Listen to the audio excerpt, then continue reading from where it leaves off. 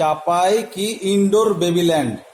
হ্যাঁ, চাপাই ইনডোর বেবিল্যান্ডের, হ্যাঁ চাপাই Babyland indoor play ground.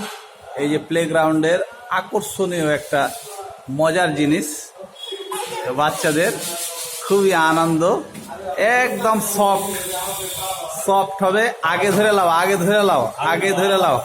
হ্যাঁ ছেড়ে দে, জিন্না আগে ছেড়ে দে।